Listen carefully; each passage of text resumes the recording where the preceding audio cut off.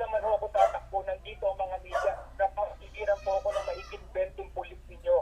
Yun lang po ang hinihiling ko, na makapunta po dito. Abogado ko, makarating po dito yung kinatawan ng Court of Appeal, pati yung kinatawan ng legal ninyo para mag-usap po tayo. Sana po mapagbigyan nyo naman po ako dahil hindi naman po ako tatakbo. General, please. Yes, sir, yes, sir. Ako, sir, at titignan po, tapos papadala po ako ng official dyan, yung aming legal officer, para tignan po yung mga pangyayari po dyan sa area. Opo, sino po ang inyong legal officer, sir, na pupunta? Pagka nandito po si Colonel Balmonte, yung ating legal officer ng papahanap ko po siya. At saka si Colonel Barro po, yung station commander ng station po. Opo. Nakasakupan po niya yan. Opo, pero, Papadala ko po opo, siya. opo. Pero yun ho, mga binanggit niyo opisyal po ay miyembro ho o hindi miyembro ng iglesia? Ang pagkakala po, hindi po yata si Colonel Barro, hindi yata member yun. Yung station commander, opo. Opo, opo. So, ano ho ngayon ang magiging ano po ninyo, instruction po dito ho kila Ginoong Leonardo, yung pulis po na humuhuli po dito kay Menorca? Opo, talagang due process lang po dapat nating pairamin dyan. Due process po ating pairamin. Ay po, in coordination po ng station na. Station na po. Parang sila po yata yung nag-initiate na. Opo. So, sino po ang pupunta kay Mr. Menorca ngayon na hihintayin niya para ho masiguro yung nga pong, di ho ba sabi nyo, yung request niya na mag-deploy kayo ng mga pulis na hindi miyembro ng iglesia yung pagbibigyan, di ho ba? Hindi po, ito yung station commander na po yung bahala dyan sa area niya. Si Colonel Barrot po, papadala ko po, tatawagan ko siya pagkatapos po natin mag-usap. Tatawagan ko si Colonel Barrot para mag-proceed dyan sa area. General, pwede po bang sabihan nyo si Colonel Leonardo na wag po akong umalis dito hanggang hindi nakakarating yung legal officer ninyo, legal officer ng Court of Appeals at yung abogado ko po. Yun lang po. Sige po, sige po. Usapin ko po. Sige. Maraming salamat po, General Nana. Opo. So klaro po, General Nana, ano ho, para ho mas klaro po that you will instruct Officer Ed Leonardo na hintayin yung legal officer nyo at saka yung abogado. Anong oras po ba darating yung abogado nila? Kasi baka maantala naman po yung... Papunta na po. Malapit na po yung abogado ko. Papunta na po. Opo, sige po. Usapin ko po sila dyan. Opo. Na yung tungkol sa issue na i-resolve ka agad. Kasi po, simple lang naman po yung kanilan, service of warrant of arrest. Wala pong problema doon sa simple ho yung proseso, ano ho. Ang problema ho dito, may kaakibat po itong komplikasyon dito nga po sa kinaaaniban ng iba pong mga miyembro ninyo na sekta na kalaban niya. Alam niyo ho yun, General, di ba? You don't have to be intelligent to understand that, right? Di ho ba? Opo, General. With all due respect. Opo, yan po sitwasyon eh. Walang problema doon sa proseso. Ang problema nga po yung masela na sitwasyon. Opo. Salamat po, General. Thank you po. Thank you. Thank you po. Yes, sir. Opo. Okay, sige po. Thank you. Alright, so, Lowell. Opo. Okay, ano ba ang sabi? Ano ba ang sabi ngayon ng abogado mo? Malapit na ba siya dyan? Opo, malapit na rin po siya. So, hinihintay na rin namin taga-Court of Appeal. Sabi ko nga, wala akong planong tumakbo. Kung ipinakita lang nila yung warrant at naka-uniforme sila, maayos nila akong kinausap, baka sumama pa ako sa kanila. Pero yung ginawa nila kanina, na bigla na akong dinambahan, hindi nagpakita ng warrant, nakasibilyan sila, hindi nagpakita ng ID, at in-upload na lang ako, pati yung asawa ko nasaktan dahil sa kanila. Pinagtatanggol ako ng asawa ko, tapos sasabihin ng pulis nila, tinampal daw siya.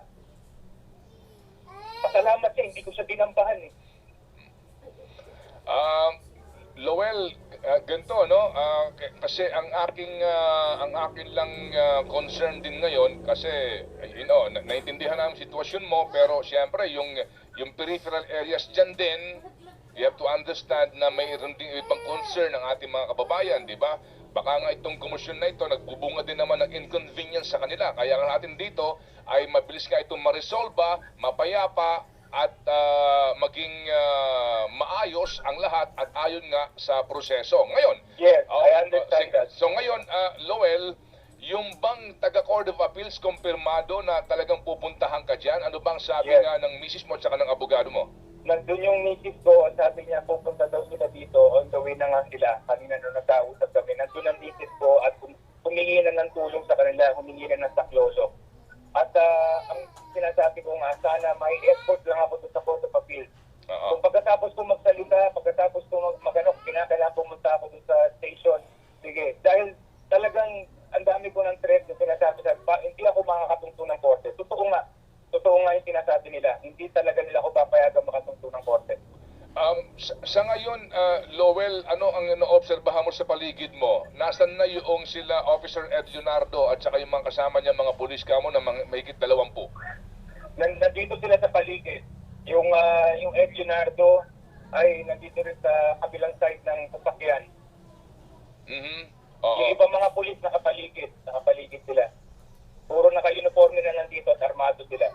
Oo. So, pero sa ngayon wala namang as in mga paparating na mga bagong mobile dyan o pulis nga na pwedeng responde na ngayon doon sa ating panayam kasi I presume nakikinig ngayon ang MPD sa atin, maraming mga pulis na sa mga tabing istasyon dyan nare-responde na ngayon ba walang ganon? Wala pang dumarating mga bagong pulis? Wala pa ako napapansin na dumanak. Oo. Pwede ba namang lang natin maunawaan doon sa pagtatago niyo kamo sa safe house niyo, nakakatanggap kayo ng mga pagbabanta sa buhay. Ano bang uri ng banta ito at ano ang paraan na ginagamit sa pagbabanta? Usually yung mga Facebook messages na sinasabi na kukulong na ako, malapit na, at dapat lang daw talaga mamatay ako. Mga ganon. Talagang hindi mo iisipin na ang mga salitang ito manggagaling sa mga kaanib sa Iglesia.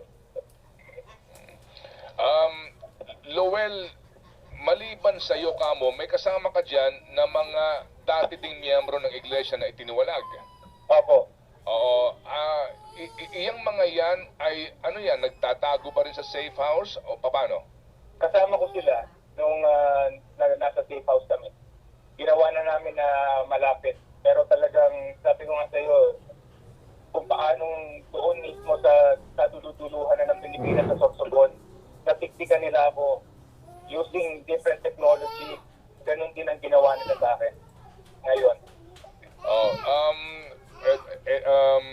Lowell, just for the record, para sa mga nakikinig sa atin, kinokontak ko namin ngayon din ang tagapagsalita po ng Iglesia ni Cristo, si Ginoong Edwil Zabala, para po sa panig po ng Iglesia sa usapin po na ito. At kami po ay tumatawag ngayon sa kanila para makuha ang kanilang panig, para lang maintindihan ninyo itong ating pong pagtalakay po at pagpapasahin papawid na usapin na ito ay nais po namin makuha ang panig po naman ng Iglesia ni Cristo. Alright, so Lowell. I appreciate the gesture na kinatawagan mo sila, pero take it from me, malamang dalawa lang yan. Hindi sagutin, mag-no comment sila, o sasabihin nila na yan ay proseso ng batas at wala silang kinalaman. Complete deniability. Pero we all know that it's just crap. Sige. So pwede ba ngayon, Lowell, kung mamarapatin mo lang, pwede ko bang isahin papawid ngayon si Ginoong Edwil Zabala? Sige po. Para lang marinig natin ang kanyang panig, ha? Okay. Mr. Edwil Zabala, magandang umaga po sa inyo. Magandang umaga po sa inyo. Opo. Meron po kayong kasing komosyon dito ho sa Maynila, dito ho sa pag-aresto kay Lowell Minorca. As we know, ito ho ay tiniwalag na miyembro po ng inyong iglesia. Ito ho ay tungkol sa libel case daw na isinampa sa kanya sa Marawi. And right now, siya po ay, kanina ho, hinuhuli siya ng mga pulis na nataon po naman din na miyembro po ng iglesia. Alam niyo ho ba itong mga pangyayaring ito, sir? Ngayon ko lang po naririnig. Katatawag nyo lang po sa akin. Wala po ako dun sa area niyo. Well, of course, naunawaan po namin, wala po kayo doon, sir. Pero ang amin lang po nga kasi po ay yung katanungan lang na ito ho bang itong kasong ito ng pag-aresto po kay Ginoong Minorca ay alam po ba ninyo? Yan po ang aming gusto malaman. Personally po, hindi ko po alam na mayroong paghuling nangyayari ngayon sa kanya. Opo. Ang tanong lang po siguro, Katulad. kung humuhuli ay Hello? karapatang humuli, meron po bang warrant of arrest po, halimbawa? Opo, sige po, nandito po ako. Para matiyak na kasama ko siya kung sa loob ng sasakyan. Sandali po, sandali muna, Lowell, ha. Opo, go ahead po, Ginoong Zabala, yung binabanggit po ninyo na na panig po ninyo sa usapin po ng pag-arestong legal. Go ahead, sir. Opo. Gaya po nung binabanggit ko kanina, marahil po ang pinakamabuting matanong yung mga umaaresto. Kung meron po ba silang warrant of arrest po, sila ang higit na nasa maayos o tamang posisyon para magpaliwanag po ng ginagawa po nila. Opo, opo. At sila po yung aking po natanong nga po, ang isa pong Officer Ed Leonardo, at sabi niya nga daw, may arrest warrant na issued in Marawi, and then sila nga po ay nag-i-impose, nagpapatupad po ng kanila pong tungkulin, yan po ang sinasabi ho nila. Ngayon, Mr. Zabala, dito ho sa mga pahayag ngayon ni Lowell Minorca na siya pinagbabantaan daw po ng ilang pong miyembro ng iglesia dahil nga po sa pinipigilan siya na umano'y humarap ngayon po sa pagdinig sa habeas corpus petition ng kanyang pamilya dito po sa Court of Appeals. Again po, yan ay opinion niya. Hindi ko alam kung ano kinalaman niya doon sa pag-arresto po sa kanya.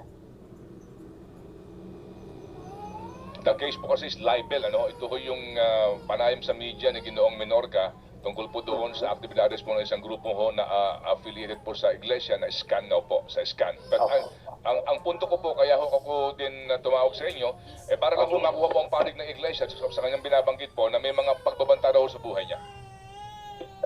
Alam niyo po, tiniwalag na po namin si Mr. Minorca sa Iglesia ni Cristo. Sapat na po yun sa panig po ng iglesia. That's the most that can be done po as far as his membership in the church is concerned.